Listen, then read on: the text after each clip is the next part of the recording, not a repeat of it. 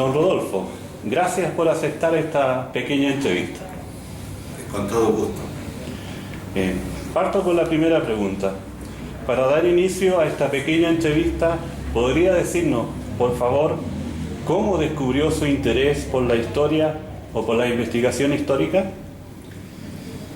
Bueno, de muy chico, el origen de mi interés por la cultura, en verdad, es cuando estaba en el colegio primario de los padres alemanes en Castro,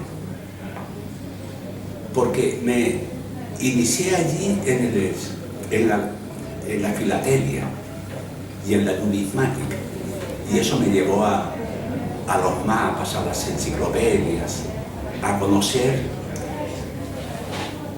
el mundo de las estampillas, diríamos. Y por allí fui derivando a la geografía y a la historia, y creo que nunca pude abandonar ese gusto que me fue llevando poco a poco a profundizar las cosas que yo sabía, que me llevaron finalmente a la universidad. Por lo tanto, es una vocación permanente. Nunca he tenido dudas sobre si hubiera sido otra cosa que historiador. De modo que es una constante y además una satisfacción personal que ha llenado mi vida, el estudio de la historia y particularmente a partir de mi doctorado, la historia específica de Chiloé, que como algo poco trabajado me llenó de emoción, diríamos, al conocer los archivos y todo aquello que decía relación con los orígenes de la cultura chilota. Sigo con la segunda pregunta. ¿A qué historiadores señalaría usted como sus modelos y qué es lo que toma de ellos? El modelo más importante en mi carrera ha sido Mario Bauer. Creo que él fue el mayor inspirador en la rigurosidad para el análisis de los temas históricos, el modo de trabajar las fuentes, la paleografía. Recuerdo que fue una de las cosas que más me llamaron la atención para poder consultar los archivos, primero nacionales y después españoles, pero sobre todo esa rigurosidad en el análisis, en cotejar las fuentes, en no decir una palabra más allá de lo que era posible decir cuando se hace un análisis del material que uno tiene a disposición. Así que don Mario Góngora fue para mí el gran modelo en las cosas de historia de América. Y el segundo gran modelo, pero de otro orden, fue don Héctor Herrera. Don Héctor Herrera fue para mí un profesor que tenía una notable virtud, el uso del lenguaje. El uso del lenguaje para mí fue algo que nunca entendí separado de la disciplina histórica. Y sobre todo cuando el uso del lenguaje se pone al servicio del auditorio que te escucha. La precisión conceptual. Así que yo creo que esos dos profesores fueron para mí los dos modelos que tuve en esas dos dimensiones. Hay otros muchos profesores que también pasaron por mi existencia y ayudaron en mucho a mi formación como profesor, pero creo que estos dos son los que yo podría destacar. Continúo. De los investigadores o historiadores cuyo campo de trabajo sea la historia de Chiloé o de la región de los lagos, ¿a cuál o a cuáles destacaría usted y qué tiene en cuenta para señalarlos? A ver, yo creo que hay dos niveles, ¿no? Porque yo no puedo dejar de mencionar, por ejemplo, a los primeros historiadores, si pudiéramos llamarlo así, que son los hermanos Cabal. Primeros historiadores porque fueron en verdad los primeros historiadores locales que se interesaron por mostrar al mundo intelectual, al mundo chileno intelectual de la época, lo que era la cultura chilota. Particularmente atractivo, creo yo, que es y digno de ser mencionado, es Darío Cavada. Darío Cavada fue, así como algunos otros escritores literatos, Darío Cavada fue un intelectual de la época ancuditano. En ese tiempo Ancud tenía grandes personajes, en verdad, de la pluma. Y Darío Cavada quiso mostrar lo que era el mundo común, el habitante común de Chiloé, con sus usos y costumbres comunes, en un tiempo en que Chiloé parecía demasiado primitivo, demasiado elemental, demasiado diferente, que dio origen también a una serie de prejuicios que se tenían sobre los chilotes. Bueno, Cavada quiso rescatar un poco ese mundo simple, pero dando una explicación del porqué. Darío Cavada. Y el padre Cavada, Francisco Cavada, hizo también una contribución en el mismo sentido, pero más, subrayando un poco más el carácter religioso de la cultura chilota, o la religiosidad chilota en ese periodo, a principios del siglo XX. Y yo tengo que mencionar también a un historiador de la época, que es Pedro José Barrientos, el que fue autor de la historia de Chiloé. Él es más historiador, digamos, ¿no? Él trabaja con un método más cercano a lo que hoy conocemos como historia o metodología de la historia, o método histórico.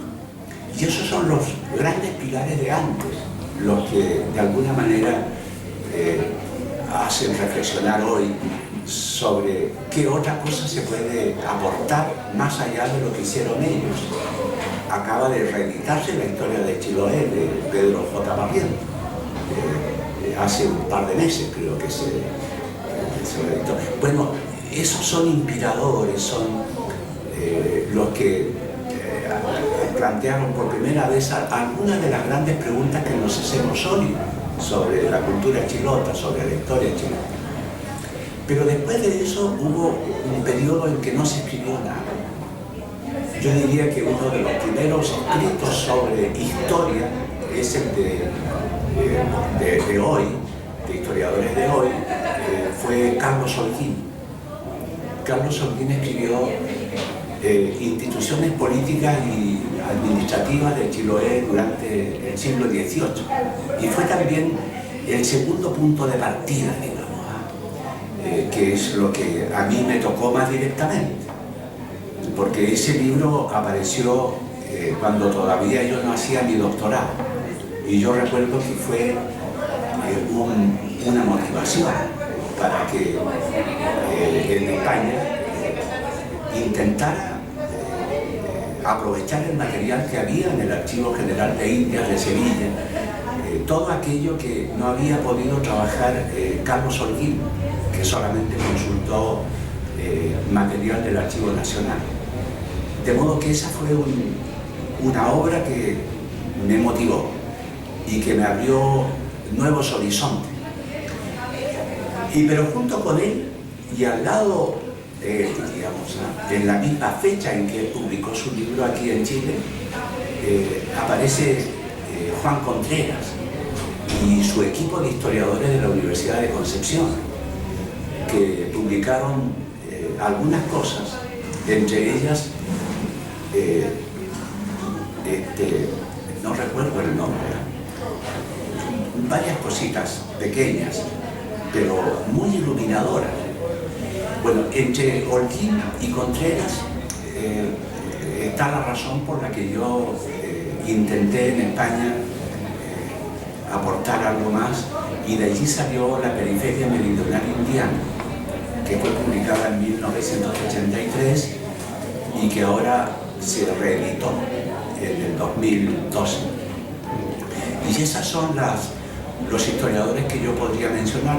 porque además, en el mismo 1983, el padre Janis publicó Chiloé, capitana de las rutas australes, y fue también coincidentemente, mientras yo hacía mi tesis en España, él estaba trabajando ese tema aquí.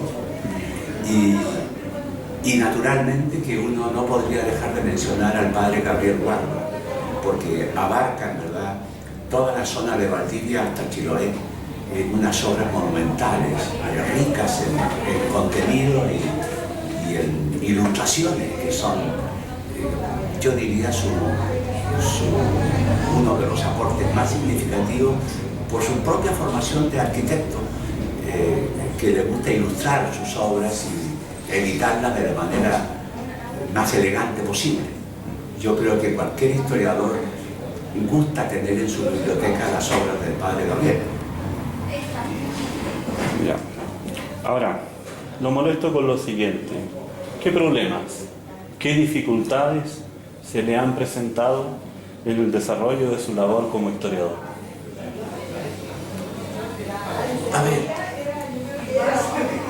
más que dificultades, yo he tenido un enorme placer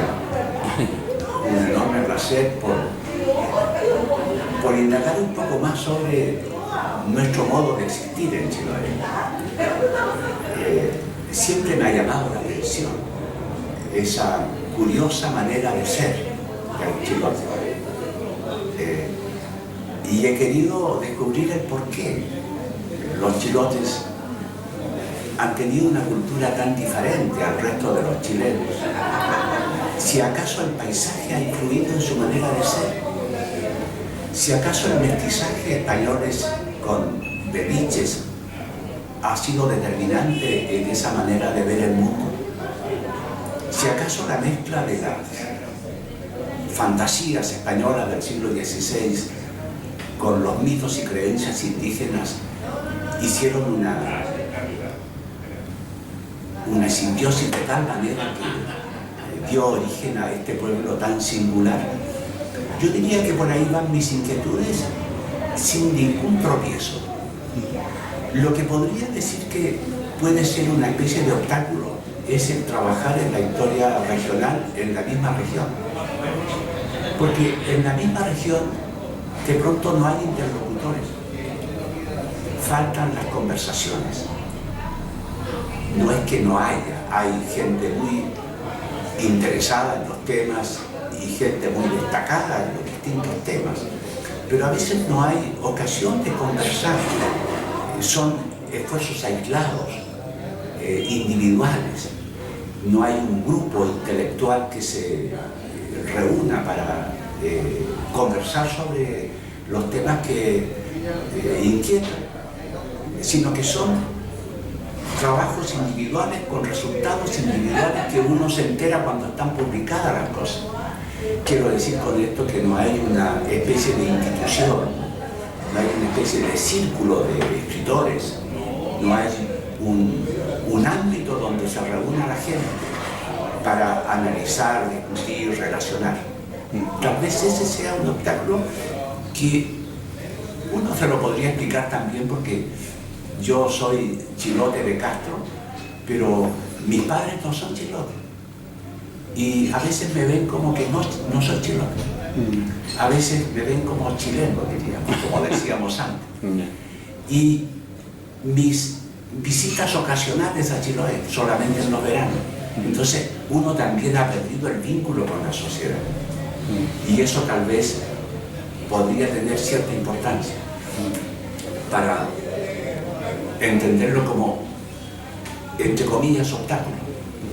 Porque uno está haciendo historia de Chiloé aquí, en España o aquí en Chile, y mirando Chiloé a la distancia. Falta ese diálogo.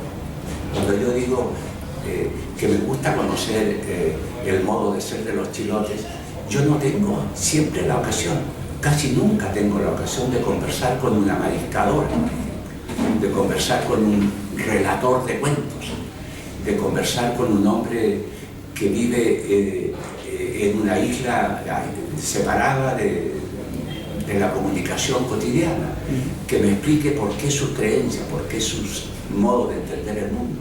Es difícil que yo tenga ese acceso, y por eso que de pronto uno es como foráneo, es como extranjero, y puede ser eso un obstáculo.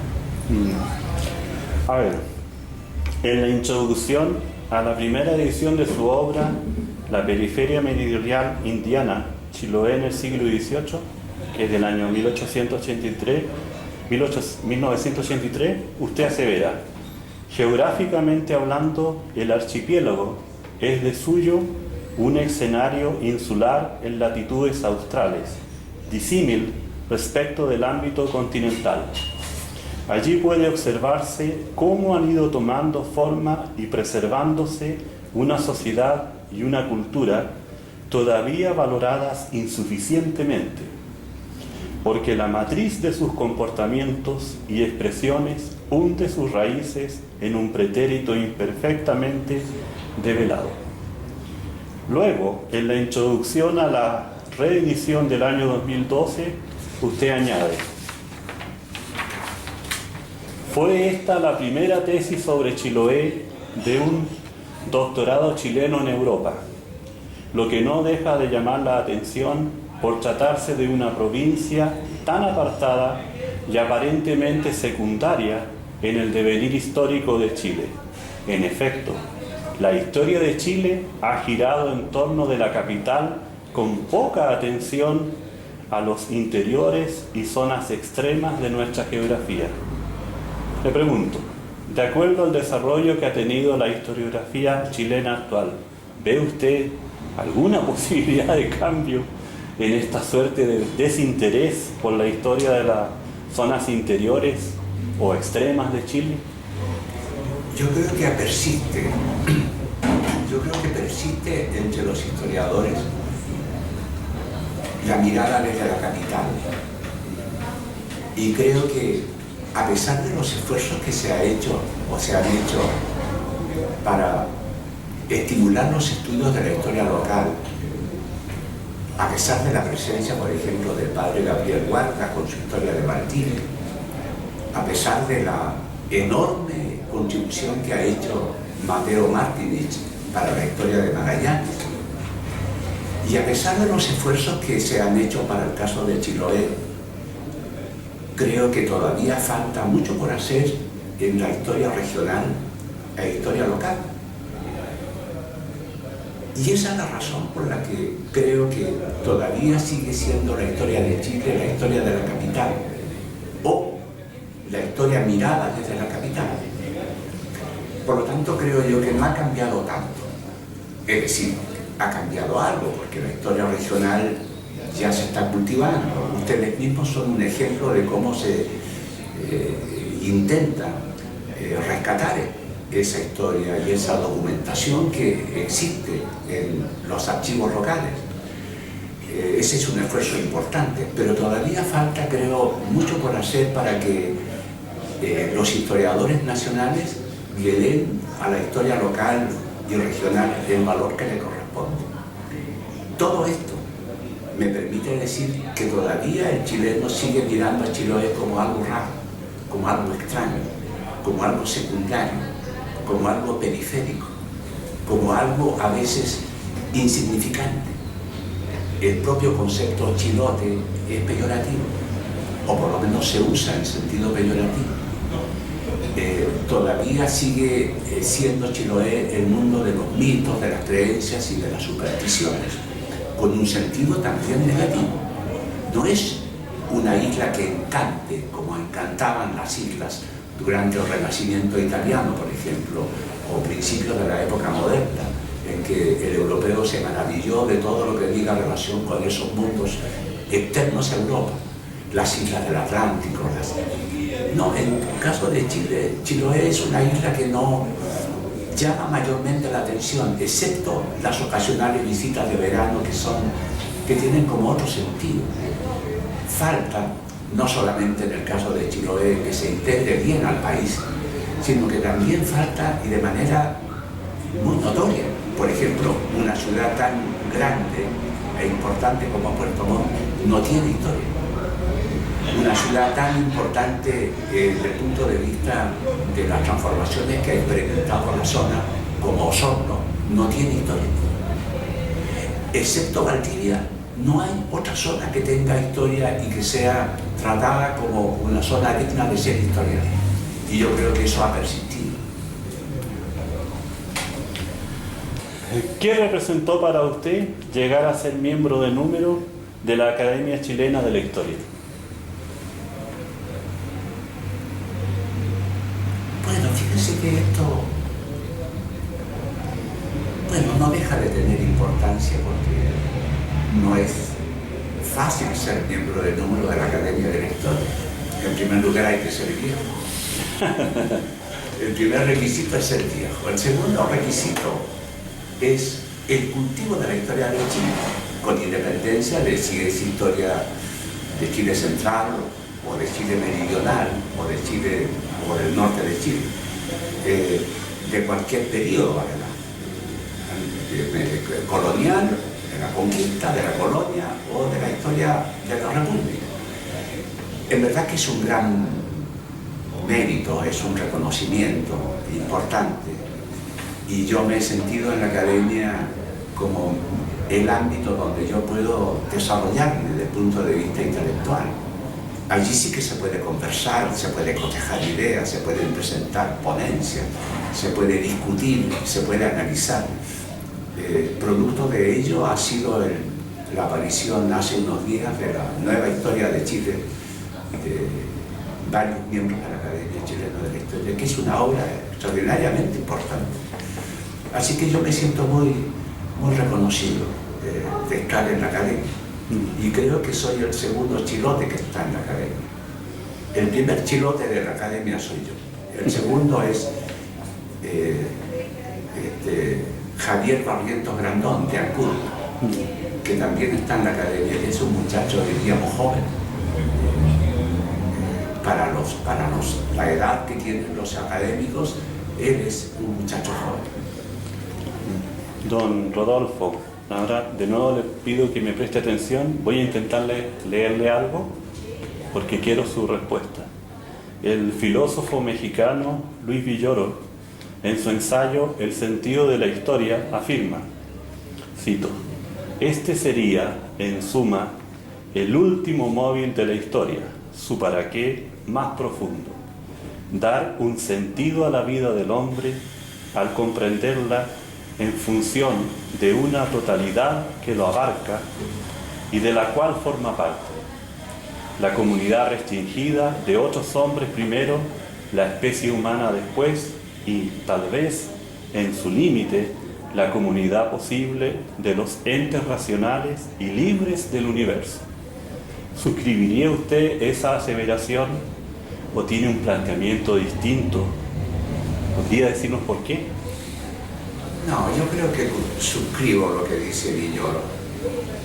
Además es un pensador de la cultura interesante en Latinoamérica. Yo lo suscribiría así. Solo que la historia que me interesa ahora, porque toda mi vida he enseñado historia de América y no historia de Chiloé. Pero lo que me interesa ahora es la historia de Chiloé. Estoy, diríamos, apasionadamente comprometido con la historia de Chiloé. De modo que lo que dice Villoro yo lo comparto, pero yo estoy mirando mi pequeño mundo. ¿Cómo es mi pequeño mundo? Es el mismo tránsito.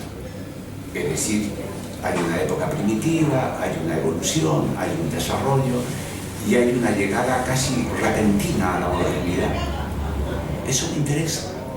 Me interesa cómo el hombre comienza a acomodarse a esta modernidad, que es una modernidad que irrumpe casi sin preámbulos. En Chiloé se nota eso. Yo no sé si ustedes lo notan en Puerto Montt, que es una ciudad nueva, que nació ayer.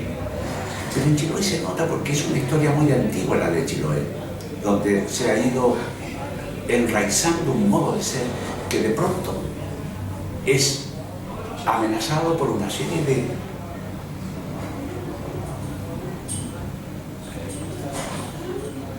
de modernidades, diríamos, tecnológicas, sobre todo el computador, la comunicación masiva, las industrias. Esa acomodación del hombre a ese nuevo escenario, eso me fascina. Yo diría que no soy tan entendido en esto, pero me fascina. Estoy viendo cómo se van produciendo los cambios. Coincido con Villoro, en el sentido que todo apunta a algo. A la comunicación del hombre con el hombre y a la perfección de la vida, diríamos. Aun cuando esto último uno puede decir el desarrollo tecnológico y el desarrollo científico es mucho más rápido que lo que el hombre puede haber evolucionado desde el punto de vista espiritual. La cultura, quiero decir, se ve como más permanente, porque también la cultura es lo que menos se transforma, lo que más resiste a cualquier cambio, pero siempre amenazada. Lo que no quiero decir es que la cultura no pueda transformarse. La cultura es un constante cambio, pero cuando los cambios son de préstamos culturales en el tiempo, es distinto que cuando los préstamos culturales o la llegada de cultura nueva irrumpe tan abruptamente, es cuando los cambios pueden provocar rupturas que a veces no se pueden corregir, porque el camino es demasiado rápido y queda uno anonadado con él. De modo que es por allí donde yo diría que hay que poner la mirada y la atención, y seguramente ustedes que están haciendo este trabajo en Puerto Montt pueden percibir que el interés podría estar a futuro en estos cambios que se van produciendo en el día a día y de manera irreversible aparentemente. Finalmente, don Rodolfo, y reiterándole nuestros agradecimientos por haber aceptado grabar esta entrevista, le pregunto, para despedirnos, ¿qué le resta por investigar en la historia de Chiloé y qué está pronto a publicar que no conozcamos? Yo creo que me falta tiempo para escribir sobre Chiloé. Estoy en una edad en que lamento un poco que haya llegado tan repentinamente a una edad en que faltan las fuerzas, o que pareciera que faltan las fuerzas, o que queda poco tiempo, mejor dicho. Pero estoy escribiendo y siempre voy a escribir. En este momento estoy terminando, ya listo para mandar a prensa, un libro sobre Ancud. Y es un libro gordo sobre Ancud y su hinterland, es decir, Ancud y Chiloé, para el siglo XIX, solo siglo XIX. Un libro que comienza con las guerras de la independencia, con Quintanilla, con ese momento heroico de Ancud y de todo Chiloé, con la derrota también y la incorporación a Chile. Así comienza y termina a fines del siglo XIX, principios del XX. Es un libro que me gusta, es un libro que me está apasionando, en verdad. Y es un libro que al mismo tiempo que lo estoy terminando, ya se van abriendo los horizontes para nuevos artículos o nuevos libros que van surgiendo desde allí, por la mucha cantidad de noticias para un siglo enteramente desconocido, el XIX. Y eso es lo que estoy haciendo y eso es lo que espero, si me da tiempo la vida, seguir haciendo.